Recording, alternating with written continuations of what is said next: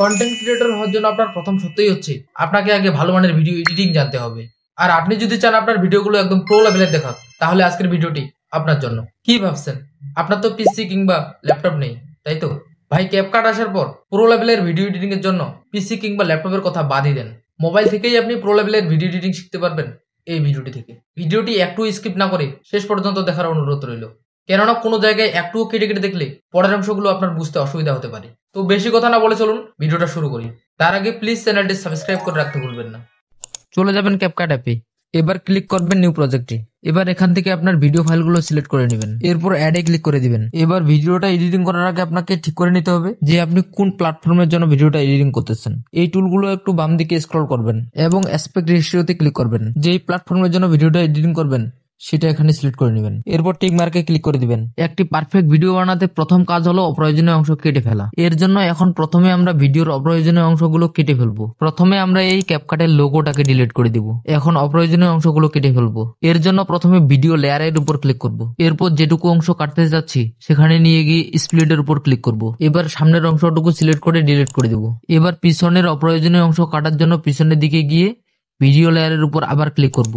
যেখান থেকে কাটতে যাচ্ছি সেখানে আবারও স্প্লিটের উপর ক্লিক করব এবং অপ্রয়োজনীয় অংশটুকু ডিলিট করে দিব। এভাবে আপনারা সামনে পিছনের সকল অপ্রয়োজনীয় অংশগুলো কেটে ফেলবেন। এরপর ভিডিওতে আরো প্রফেশনাল লুক পাওয়ার জন্য ট্রানজিশন ব্যবহার করতে হবে। এর জন্য দুই ভিডিও ক্লিপের মাঝখানে সাদা অংশটিতে ক্লিক করব।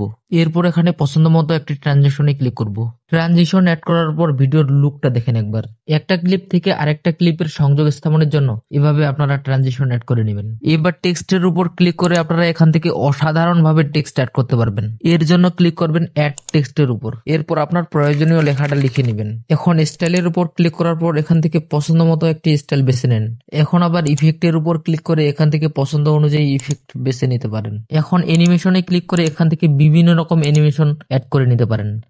এখানে স্টিকারে ক্লিক করে আপনার ভিডিওর প্রয়োজন অনুযায়ী স্টিকার অ্যাড করে নিতে পারবেন। সাপোজ ধরুন আমি এখানে সাবস্ক্রাইব স্টিকার অ্যাড করব। এর জন্য এখানে সাবস্ক্রাইব লিখে সার্চ করব। এভাবে এখান থেকে আপনি প্রয়োজন অনুযায়ী স্টিকার অ্যাড করে নিতে পারবেন। ওভারলেতে ক্লিক করে আপনি ভিডিওর উপর অন্য কোনো ভিডিও ফুটেজ অথবা ফটো অ্যাড করতে পারবেন। সাপোজ ধরেন আমি এই ক্যাপকাট লোগোটাকে অ্যাড করে নিলাম। ইফেক্টে ক্লিক করার পর ভিডিও ইফেক্টে যদি ক্লিক করেন তাহলে এখান থেকে বিভিন্ন রকম ভিডিও ইফেক্ট আপনি ব্যবহার করতে পারবেন, যেটার মাধ্যমে আপনার ভিডিওটাকে আরো বেশি প্রফেশনাল লুক দিবে। এরপরে সবচেয়ে মোস্ট ইম্পর্টেন্ট বিষয়টি হচ্ছে ফিল্টার। ফিল্টার ব্যবহার করার মাধ্যমে আপনি আপনার ভিডিওটাকে সেরকম একটা লুক দিতে পারবেন। এখান থেকে আপনি আপনার ইচ্ছা মতো পছন্দের ফিল্টারটি ব্যবহার করতে পারেন এবং ভিডিওর কালার অ্যাডজাস্ট করতে পারেন। এখান থেকে আপনি ভিডিওর স্পিড বাড়া কমা করতে পারেন। এরপর এখানে ক্লিক করে ফেসবুকের জন্য হলে 1080 রাখবেন এবং ইউটিউবের জন্য হলে 2K অথবা 4K তে রাখতে পারেন। এরপর এক্সপোর্টে ক্লিক করেন। ভিডিওটা এক্সপোর্ট হতে হতে একটা কথা বলি, আজকের ভিডিওটা যারা ক্যাপকাটের বেসিক এডিটিং গুলো জানে না তাদের জন্য সাজানো হয়েছে। যারা যারা আমার মতো গ্রিন স্ক্রিন রিমুভ করে অ্যাডভান্স ভিডিও এডিটিং শিখতে চান কমেন্টসে জানান। আপনাদের সারা পেলে আমি অ্যাডভান্স ভিডিও এডিটিং এর একটা ভিডিও নিয়ে আসার চেষ্টা করব। তো এই হলো আজকের ভিডিও।